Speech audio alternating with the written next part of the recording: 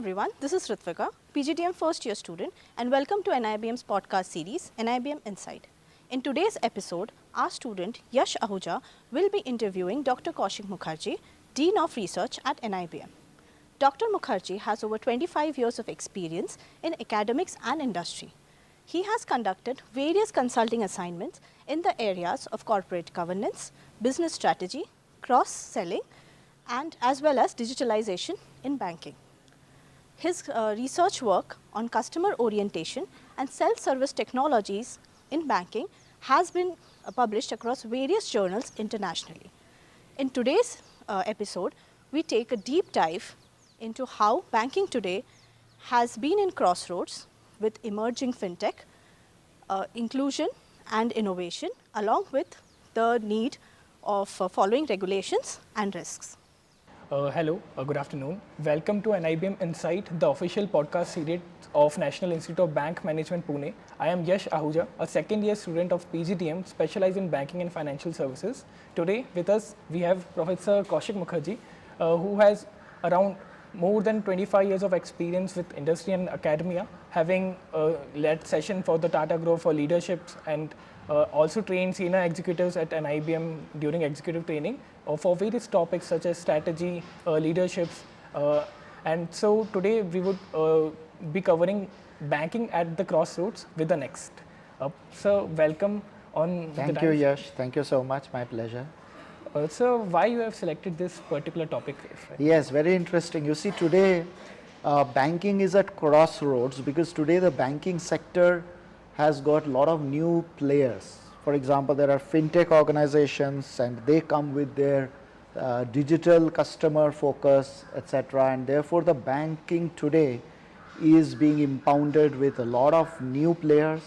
There are players who are coming in from other industries like retail. For example, Amazon today is into kind of banking. There are technology players like Google into it, and there are newly launched banks as well. And therefore the banking sector has become extremely exciting. Also, when we consider fintechs, they are good at speed, innovation, but banks are stable organizations with well-maintained regulation as well. Yes. Is there a particular change which all of the organization will have an integrated channel over the years? Yes, absolutely. If you see the focus of the fintechs, it is on digital customer experience. And not only the fintechs, but if you see the digital apps, e-commerce, for example, if you order food through a food ordering app, the experience is very, very different. It's quite exciting. It is emotional. Although it is digital, but it can also be emotional. And that's exactly the place where banks should aspire to go, where they make it an emotional connect with the customers despite the digital medium.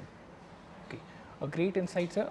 So when we consider inclusion factor for the country India, there are millions of humans unbanked. Yes. So when we consider them unbanked, do we have microfinance institutions playing any role in between all of this? Yash, very interesting point you have brought up. I would not agree that they are unbanked. If you look at the success of Jan Dhan Yojana, today we have maybe 50 crore plus accounts opened. But having said that, that's the first step.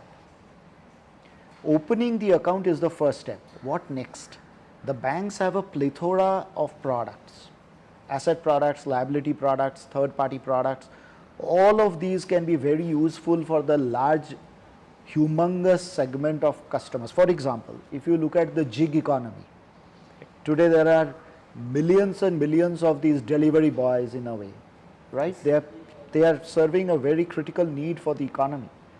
India is becoming a service-based economy, and they all have aspirations. They all want to own houses. They all want to get their children educated in good institutions. But do the banks have those kinds of products today? Question mark. Correct. So we will witness it over the years, I believe. Exactly. So today the time has come when banks need to become innovative. Correct. They need to see how they can shrink the products, create bite-sized products so that it fits the appetite of these young Indians. So when we go towards products, there is also platform-based models, and even margins are shrinking over the time for banks. It has become challenging for them to realize a profit in the game where all of the players are coming. Good question, Yash. Very good question. Platform-based economy is the in thing in not only banking but across industries. Now look at how the game can change. The informal lending that has been happening in India, the Mahajans as we like to call them, they are actually charging much higher rates of interest. But if we have a platform like we may be having the unified lending interface, ULI, which is going to complement UPI. You use UPI for making payments, you will use ULI to access loan. Okay. So once that comes in, you will see the banks will get the advantage. They need to, prop themselves up on these platforms. The customer must be easily able to access their products. When we say products, it's not only the asset products, also the liability products. For example, wealth management. Think of a platform which lets you create your own unique wealth management plan based on your future financial goals. Correct. And the banks will have the advantage. Why? Because they are regulated, they have lower cost of funds. Yes. So definitely they will be at an advantage in the platform economy. Okay. So when we have acknowledged that there has been unsecured lending previously, and it has been a challenge for India to overcome the NPA and the other bad loans. So even fintechs are getting funded with huge millions, and we still have people who are not realizing profits in their operations of these financial institutions. Is there a particular element which you would like to highlight so in their operations? Whose operations? Of the fintechs by providing them unsecured lending. You see, we have Reserve Bank of India as the custodian, and if you look back, there have been major upheavals in the financial world, but RBI's policies, stringent monitoring has ensured that India did not face the heat. So it is RBI which is very alert. They will quickly look at those kinds of danger signals when it comes to, like, for example, unsecured lending. And therefore, their regulations, once implemented properly, will ensure that everybody's fiscal health, their capital adequacies, etc., will be well maintained. Okay. Sir, do we have anything from consulting firms as well evolving for these organizations? Because they also have projects for these, be it bank, be it a fintech or microfinance, any financial institution. Do they have any particular change, adaptability, which they would bring in either risk consulting or transformation consulting in their operations? Yes. If you look at where we started today, the first topic which you talked about was that banking is at crossroads, and that's where the role of consulting comes in. So the plain vanilla banking may not serve the purpose going forward. We need to change the mindsets.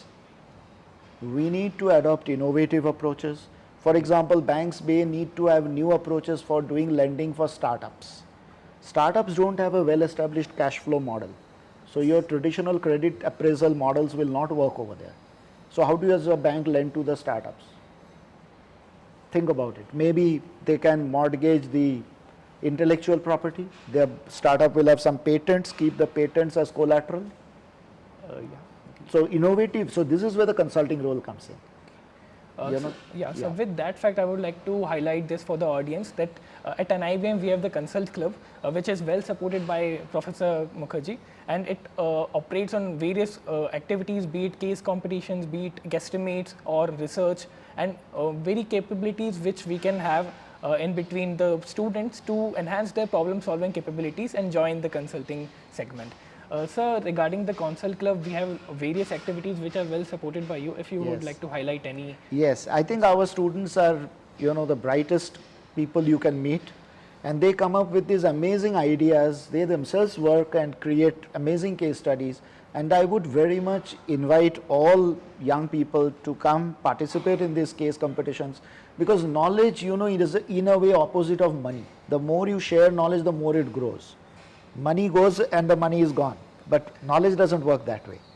So please participate in the case competitions that Consult Club will float, and Yash and his colleagues will share it with you all, and we'll be happy to host you at NIBM.